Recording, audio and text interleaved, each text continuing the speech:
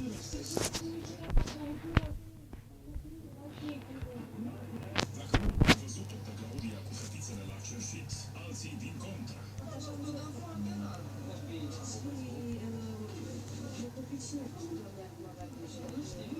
noi ne-am întrebat cât era prin viață cu cine ar fi copiii. Nu știm. Sincer, nu știm. Eram zero copii. Da, uneori, da. Mai ales de când am născut-o pe cea mică, nu am văzut niciodată cu ea imediată. Și mereu ne întrebam cu cine au lăsat copiii. Păcat de copii.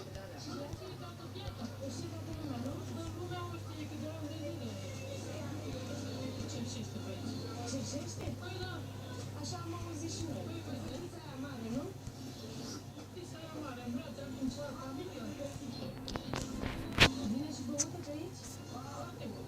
Nu vă stă tot ce să zic. Și stă și aici, să se zică să cerșească. Vine mai clienții, exact.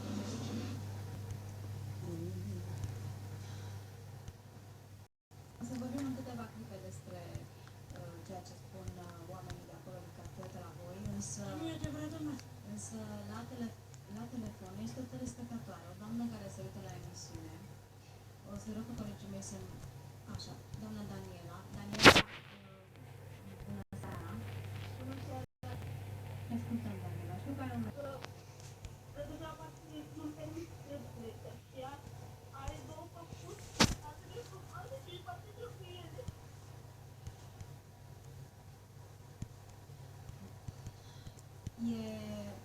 E într-adevăr, să știi că foarte multe telespectatoare mi-au scris exact ceea ce spui tu, că sunt femei care nu pot să facă copii, sunt femei care fac credite ca să poată să facă fertilizare in vitro, să poată să rămână însărcinate și și-ar fi în stare să facă orice pentru un copil.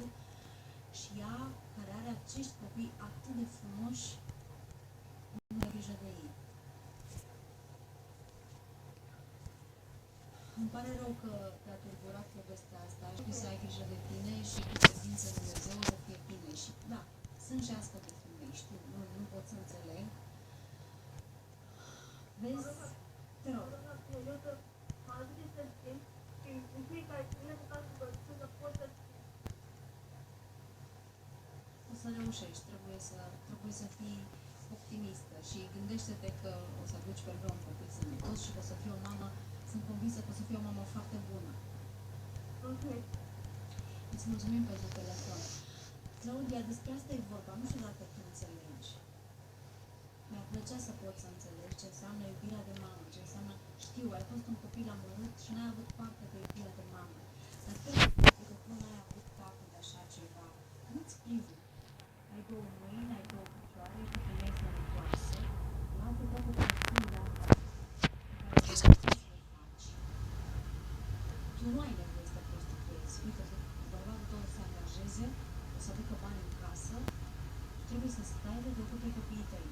Chiar așa o să facă măsura. Și-ți place așa când auzi de la vecini toate lucrurile? Nu e adevărat, Îți dai seama că toată lumea știe. Nu e adevărat cu ceșa, dar prostituția e adevărat. Ție-ți place ca fetele tale când o să fie mare să audă de la vecini ce făcea mama lor? Ți-ar plăcea să audă? Nu. Nu vreau să audă. Pe cum mai că dacă nu știu că nu te-ai iubit și nu te-am greșit și n-ai... Deci nu... Instinctul te face. Poate e